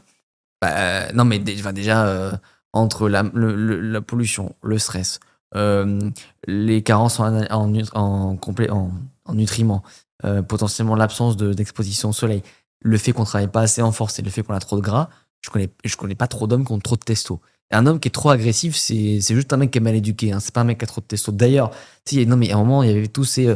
Mais la testostérone, c'est la masculinité toxique, c'est pas vrai du tout. Au contraire, un homme qui a beaucoup de testostérone, ça va être quelqu'un qui va être très calme parce qu'il sait que si il doit utiliser sa force, il peut. Quelqu'un qui va être en mode agressif, c'est plus de la mauvaise éducation. Mesdames, le mec qui vous fait chier dans la rue, c'est pas un excès de testostérone qu'il a, il a juste besoin de 2-3 tartes en fait. Non, mais pour parler concrètement, tu vois. Moi, tous mes potes et moi, on a des très très bons taux de testostérone. Je peux dire que dans la rue, on est les plus inoffensifs qui soient parce que justement, en fait, quand t'as un bon taux de testostérone, tu sais te canaliser. Et il faut pas dissocier excès de confiance, brutalité et testostérone, qui est juste une hormone. Et d'ailleurs, si les hommes ont plus de testostérone, demain c'est la catastrophe. Parce que, on perd nos fonctions vitales, en fait, tu vois. Enfin, tout simplement, il n'y a même pas besoin de parler plus. C'est vu comme quelque chose de négatif, alors que c'est la base d'un corps humain. Et un mec, s'il n'a pas de testostérone, bah ouais, il n'a pas confiance, comme tu dis, il prend pas de muscles, il arrête de fonctionner. Il arrête de fonctionner, il n'y a plus d'enfants, on peut plus rien faire, tu vois, donc hyper compliqué. Et les femmes, en fait, je pense que si on dit qu'elles sont plus sujettes aux hormones, c'est que comme elles ont des cycles, une variation des émotions, des hormones, et donc du coup, c'est plus remarquable. Même d'ailleurs, les maladies qu'on voit actuellement de plus en plus répandues chez les femmes, problèmes de thyroïde, problèmes d'endométriose, SOPK, etc., tout est lié aux hormones aussi. C'est que naturellement, quand on a des cycles, des variations, ça fait qu'on est plus sujette à ces problèmes-là. Mais il y a des mecs qui peuvent avoir des problèmes de thyroïde aussi, ça existe. Et vous avez des hormones, heureusement, c'est ce qui nous permet de vivre. Donc si on n'avait pas d'hormones, ce serait très compliqué. C'est vrai que c'est dur, les hormones, c'est un peu intangible, mais en gros, c'est des boutons sur lesquels on peut appuyer facilement ou pas facilement, quoi. Ouais. Donc, d'ailleurs, un autre mythe, c'est qu'un déséquilibre hormonal se voit forcément aux analyses sanguines. Bah, c'est intéressant parce que déjà, une prise de sang, c'est quelque chose qui est à l'instant T. Mm. Et il y a une différence entre j'ai un dysfonctionnement et je rentre bien dans les valeurs références de la société, littéralement. Parce qu'il faut se rappeler que, oui, les chiffres sont pas non plus mis au hasard entre le minimum et le maximum, mais c'est généraliste. Peut-être que nous, on n'a pas les mêmes besoins. Par exemple, quelqu'un qui va, comme nous, tu vas avoir plusieurs entreprises, il va naturellement avoir un cortisol plus élevé. Mais est-ce que pour autant c'est dangereux? Non, parce qu'il y a un sens. Par contre, quelqu'un qui fait rien de ses journées et qui a un énorme cortisol, là, il y a un sujet. Tu vois, enfin, il y a une logique. Et d'ailleurs, quand on pense hormones, moi, je pense aussi gréline, leptine, mélatonine, toutes ces choses-là. Et des fois, un déséquilibre, il peut pas se voir. C'est ça qui est très dur. C'est comme une carence en magnésium. 1% du magnésium est stocké dans le sang, 99% est dans les cellules. Tu fais une prise de sang. Si t'as pas de carence en magnésium, bah, peut-être que tes cellules sont quand même vides. Si t'es carencé dans ta prise de sang, mon Dieu, tu dois être à 0 partout. Donc c'est catastrophique. D'ailleurs, quand on parle de carence, en vrai, c'est plus grave que ce qu'on dit. Une carence, ça veut quand même dire que ton corps, là, il a vraiment besoin de carburant pour continuer. C'est pas juste un petit déficit. Non, c'est une vraie carence. Oui, ça c'est quand même plus important, c'est pas à prendre à la légère. Ouais, donc non, mais c'est. Voilà. On a beaucoup de gens, tu vois, qui disent hormonalement tout va bien. Oui, mais en fait, quand tu creuses, ta gréline, elle est déréglée. La preuve, t'as faim tout le temps. Ta leptine, elle est déréglée. La preuve, tu ressens jamais la satiété. Pas besoin des choses qui se voient, tu vois. C'est pas besoin de. Ok. De regarder les prises de sang, voilà. comprendre les signaux, quoi. J'arrive pas à m'endormir, j'arrive pas à me réveiller. Peut-être que ta mélatonine et ton cortisol, ils fonctionnent pas au bon moment. Au bon moment, tu vois. Donc, voilà. Donc non, mais je pense que t'as quelque chose à ajouter sur ça, cher Meryl? Non, franchement, t'as tout dit. Et il y a un autre truc sur le stress. Apparemment, ça n'a pas d'impact sur l'humeur, pas d'impact sur le physique. Sur l'humeur, on sait. Ouais. Sur le physique, ouais. Ah, ok. Quel est l'impact du stress sur le physique? Bah, en fait, tout simplement, déjà qu'aujourd'hui, on est de plus en plus stressé. Pourquoi? Bah, on vit dans un milieu de plus en plus pollué, il y a beaucoup de bruit, il y a beaucoup de sollicitations lumineuses. Les aliments ont de moins en moins de nutriments parce qu'il faut nourrir toute une population qui est de plus en plus élevée. Donc forcément, pour produire plus, on met plus de pesticides, d'engrais, de machin. Donc déjà, ça fait qu'on apporte moins de bons nutriments, d'énergie à notre corps pour compenser ce stress. Aussi le fait qu'on fasse des métiers qui soient durs, mentalement, physiquement. On n'est pas forcément très heureux dans ce qu'on fait. C'est un peu le cas de beaucoup. J'espère de moins en moins, mais c'est quand même le cas de beaucoup. Beaucoup de sollicitations stressantes, un peu des choses dans l'urgence, ça peut être des environnements toxiques, pas le bon entourage. Il y a plein de choses qui font que ça stresse. Le sport aussi, ça stresse. Évidemment, ça n'a pas le même impact, mais pareil, tu vois, comme on l'a dit, si on ne compense pas assez, ça peut créer une dette au fur et à mesure. Et donc, du coup, le stress peut avoir un impact sur le physique. Et comme je l'ai dit un peu tout à l'heure, je l'ai évoqué, c'est que le stress, c'est du cortisol, et le cortisol favorise la prise de graisse, le stockage des graisses. Et le stockage de l'eau aussi. Tu sais, des fois, il y a des gens qui sont flotteux plus que gras. Voilà. Et du coup, et ça peut être lié au stress. Et parce qu'en plus, si on est stressé, comme je dis, tu peux aussi dérégler tes hormones de la faim, de la satiété. Donc du coup, tu vas peut-être potentiellement manger plus de choses grasses, sucrées. Et donc du coup, des choses qui n'ont pas forcément assez de nutriments, qui sont trop caloriques, qui n'apportent pas grand-chose en qualité, qui ne nourrissent pas tes hormones et ton corps, quoi. Et donc, du coup, on va prendre du poids. Et le physique va se transformer. Enfin, prendre du gras, plutôt. Ou on va pas bien nourrir nos muscles. Donc, du coup, on va perdre du muscle. Et donc, du coup, le physique va se transformer. Donc, c'est pour ça que le stress a vraiment un impact, pas que sur l'humeur, mais sur le physique aussi. Sur les performances, surtout. Quand t'es stressé, t'es pas bien, tu dors moins bien. En fait, c'est un cercle vicieux. Surtout quand t'es stressé, c'est pas forcément bon de faire du sport. Parce que tu sais, on dit, le sport me fait du bien, mais le sport, malgré tout, ça sécrète du cortisol. Oui. Et donc, déjà, je pense que quand t'es stressé, faire du sport de force comme la muscu et tout, c'est dur parce que c'est non nerveux. Même si le sport, psychologiquement, ça fait du bien, physiologiquement, parfois, ça stresse encore plus. Donc, faut bien juger. Alors, on dit pas arrêter le sport quand vous êtes stressé. Mais par exemple, tu vois, moi, dans les grosses phases de stress, je fais plus d'efforts de force. C'est-à-dire que, ou alors, si je dois faire 5 répétitions au bench, au lieu de mettre, je peux pas dire que je fais 100, parce que à 100, j'en fais 4. Donc, je veux dire 95. Je suis honnête. T'as pas compris? Si, j'ai compris. Très bien. Je vais peut-être faire 5 à 85.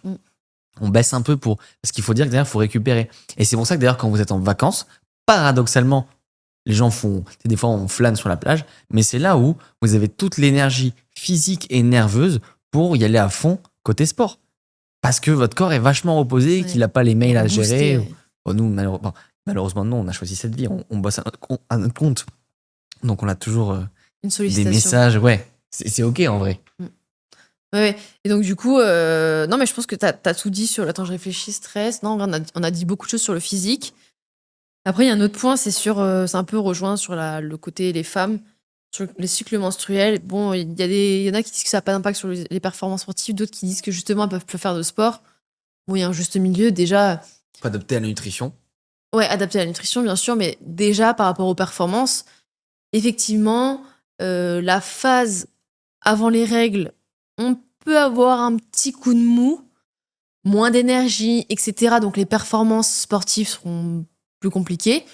Pendant les règles, il y en a qui ont mal et donc du coup, elles ne font pas de sport. Mais sachez que le sport aide à réduire les douleurs, parce que du coup, déjà, on va libérer des endorphines et en plus, on va fluidifier le flux sanguin et donc du coup, ça va relâcher un peu la douleur, ça va pas créer de crampes, etc. Donc du coup, d'avoir du mouvement, bah, ça va réduire les douleurs, alors que de rester assis, se plier en deux, ça va pas aider. Donc déjà, du coup, pendant les règles, on peut avoir une baisse et encore, si on sent pas ces maux de ventre, on peut faire du sport. Et c'est après, surtout, on a une énergie de dingue, et là, il faut profiter. Et en fait, quand on sait ça, quand on adapte un peu nos séances en fonction des périodes, ça se passe super bien. Et la nutrition, c'est pareil. Pendant les règles, eh bien, il faut manger plus d'abats, plus de viande rouge, plus. Pourquoi? Parce que du coup, il y a plus de fer. Et quand on a nos règles, on perd du sang, donc beaucoup de fer. Et donc, du coup, quand on perd du fer, eh bien, on est plus fatigué. Et du coup, on ressent plus la douleur également. Donc, du coup, il faut venir compenser. Donc, fer, abats. Il y a aussi les fruits de mer, les coques, les palourdes qui sont riches en fer. On n'a pas l'impression, on pense qu'au sang. Mais c'est riche en fer. Donc, je sais qu'il y a beaucoup de gens qui n'aiment pas forcément les abats. Le boudin noir, etc. C'est génial. Donc, ça, important. Manger des aliments riches en lipides. Oméga 3, lipides, parce que du coup, ça va réduire l'inflammation, la douleur. Donc, allez-y, avocat, huile d'olive, oléagineux, saumon, hyper cool. Magnésium aussi, hyper essentiel, qui va venir réduire ses crampes, réduire ses douleurs, mieux récupérer, réduire la fatigue, la sensation de fatigue. Et pour les cycles, ça va même venir les réguler.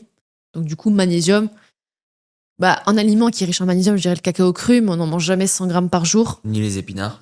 Non, ni les épinards. Il faudrait manger Ni les flocons d'avoine. 700 voire 1 kg d'épinards par jour, ça fait beaucoup. Donc du coup, c'est pour ça que le magnésium, hyper cool à prendre en complément alimentaire. Pas que quand on a nos règles, hein, tout le temps, mais ça montre à quel point il est tellement important. Ça joue dans plus de 700 fonctions physiologiques, donc forcément, il est important. Et donc déjà, quand on met ça en place, eh bien, on adapte et on n'a pas forcément ces douleurs et même on peut avoir des super performances sportives, quoi. Complètement. Voilà, c'est Hyper un peu un intéressant. monologue, mais voilà. Non, mais hyper intéressant sur le cycle menstruel. Et d'ailleurs, juste, je rajouterai un truc sur ça, c'est aussi croire que les hommes, on n'a pas de changement d'humeur aussi, enfin de changement sur le mois. Oui, on a une constance qui est mieux que la vôtre, puisqu'on n'a pas une semaine par mois Ouais. des règles, mais faut aussi adapter les semaines par rapport à ça. Mm. On a encore quelques mythes à voir. Ah oui, les troubles hormonaux sont irréversibles sans médicaments. Mm.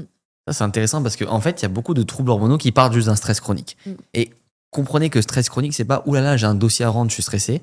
C'est en fait, ça fait 5 ans que je cours partout, que j'en peux plus. En fait, j'aime pas ce que je fais, que je trouve pas de sens, que je nourris pas mon corps comme il faut, que je fais du sport pour la performance, mais qu'en fait, je me repose pas assez.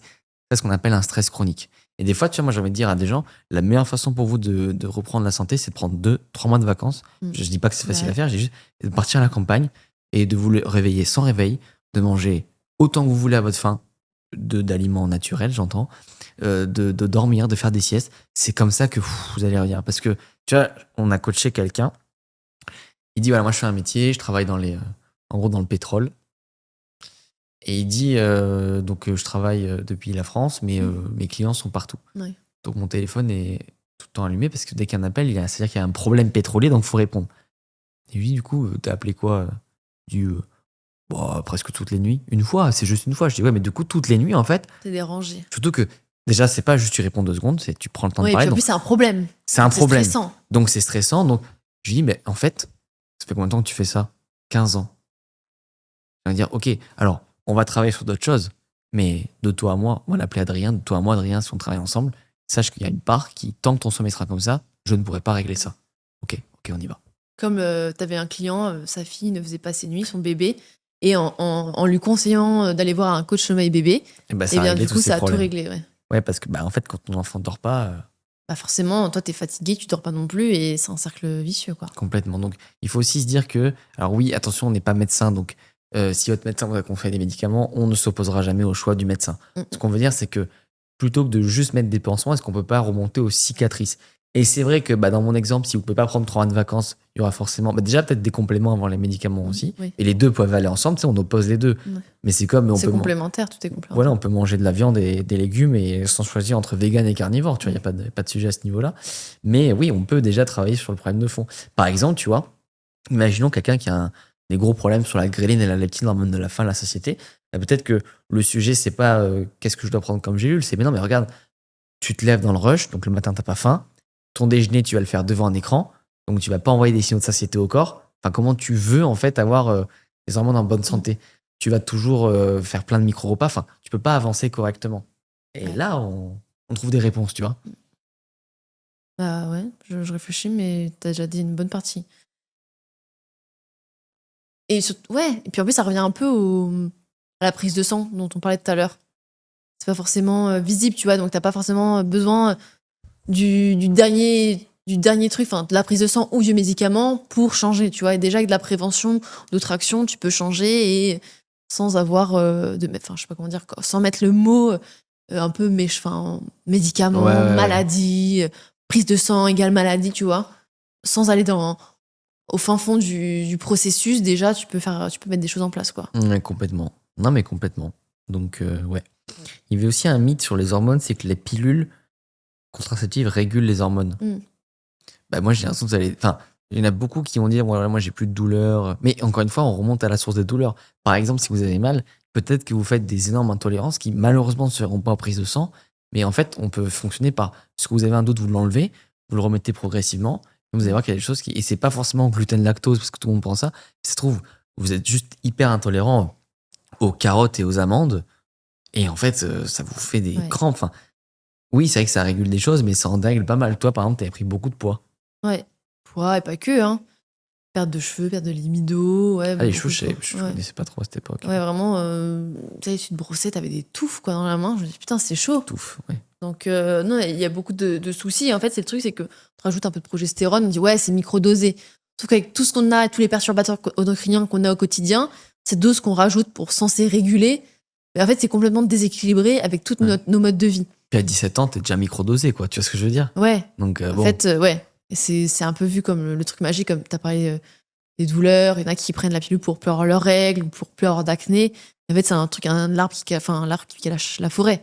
C'est que l'excès, par exemple, de progestérone va, du coup, ne plus trop créer de sébum et donc, du coup, t'auras moins d'acné. Donc, quand tu vas arrêter, t'auras de l'acné, mais c'est parce que peut-être que t'es pas allé dans le travail, t'as pas fait le travail de fond de changer ton alimentation, je sais pas, changer tes draps, mieux t'hydrater, avoir moins de stress, qui va, par définition, réduire ton acné. Et en fait, c'est vraiment, voilà, ces petits coups de progestérone qui vont, par exemple, pour l'acné, voilà, arrêter de créer du sébum et donc, du coup, moins d'acné. Mais bon, ça règle pas le problème de fond. Non, c'est toujours le problème des pansements versus. Et en fait, c'est tellement. Enfin, je peux comprendre que l'acné soit horrible. Enfin, t'es le mieux placé pour en parler. Ouais. Et je peux comprendre. D'ailleurs, j'ai une amie qui a arrêté la pilule et qui s'est mis à avoir plein d'acné, donc elle est dans une période pas facile, tu vois. C'est jamais agréable de se voir avec une tête avec des boutons alors qu'on n'en a jamais eu ou alors qu'on a arrêté d'en avoir. Mais aussi, il faut laisser le temps, et c'est pas évident, je sais, au corps de sevrer. Ouais. En fait, ça fait plusieurs années qu'on prend une pilule, qu'on arrête, qu'on met autre chose, qu'on arrête en tout cas les hormones rajoutées comme ça, le corps, en fait, il parle. Il est en train de faire le vide. Donc, ouais, ça sort sur la peau. Ça peut faire des rougeurs, ça peut faire des boutons, je sais pas, des sécheresses, enfin, ce que vous voulez. Mais c'est un temps. Et si vous mettez en place des bonnes actions, ce temps va réduire. Vous n'aurez pas, par exemple, de l'acné pendant 3 mois, mais par exemple pendant 1 mois. Donc, oui, pendant 1 mois, c'est vraiment pas cool. Mais dites-vous qu'après, vous avez plus ces doses d'hormones qui vont complètement dérégler tout votre corps, votre humeur, votre physique, et qui, en fait, causent beaucoup plus de problèmes. Ouais. Ça va loin dans les problèmes mentaux. Il y en a qui font des dépressions, des déprimes. Et ça, j'invente pas. Hein. C'est pas, je Non, suis pas mais contre la pilule, c'est vraiment, on a qu'à lire les effets secondaires d'une pilule, ça fait peur, tu vois. Mais pour l'acné, ouais, je peux bien témoigner. Moi, j'ai résisté à par des médicaments, ça va. Ouais, ça. Et je me suis soigné au zinc et en augmentant mon apport en oméga 3, principalement, et ça a bien fonctionné, hein. Donc, je sais que c'est. Tu vois, moi, j'ai bien résisté à tout, et je remercie mes parents aussi qui m'ont pas amené à ça. Mais c'était dur, mais aujourd'hui, je suis content parce que j'ai pas d'effet secondaire. Mm. Bon, des fois, j'en ai encore qui poussent. De toute façon, une fois que si ton corps a de Oui, la mais vraie beaucoup acné, moins. ben oui, bien sûr. Mais c'est ok. Et franchement, je reprendrai toutes les moqueries que j'ai prises juste pour pas reprendre ces médicaments. Mm. Parce que effet secondaire avait quand même écrit cancer du foie, quoi, sur certains. J'ai envie de dire, les gars, non mais ça va, c'est pas si grave. C'est qu'une fois tous les 10. Oui, mais en fait, Quand même. entre celui qui va l'avoir et tous ceux qui vont développer des problèmes, Oui. je pense que c'est pas 1 sur 10 000, madame la dermatologue. Ah bah, toi-même. C'est certain. Insupportable. Non, mais en vrai, tu peux être fier de toi, hein, d'avoir D'ailleurs, résisté à tout ça. le zinc qu'on me recommandait ma dermato était remboursé par la Sécu, mais je l'ai pas pris lui, parce que c'était du gluconate de zinc et de l'oxyde de zinc. Maintenant, tout le monde sait que c'est pas bon pour la santé, parce que ça abîme plus. Et mes parents m'achetaient du bisglycinate, et aujourd'hui, on vend du bisglycinate de zinc. La boucle est bouclée, Ouais. la Et en plus, revanche est avec prise. des bons ingrédients. Et Parce que des avec fois, il y le a des label gens Albion. qui nous demandent, ouais, label Albion, ils nous demandent, mais qu'est-ce qui fait la différence, etc. Et en fait, les gens ne regardent pas forcément la liste d'ingrédients. Et des fois, en fait, quand tu regardes la liste d'ingrédients, c'est un peu chelou ce qu'il y a dedans. Et donc, du coup, ça peut causer d'autres troubles.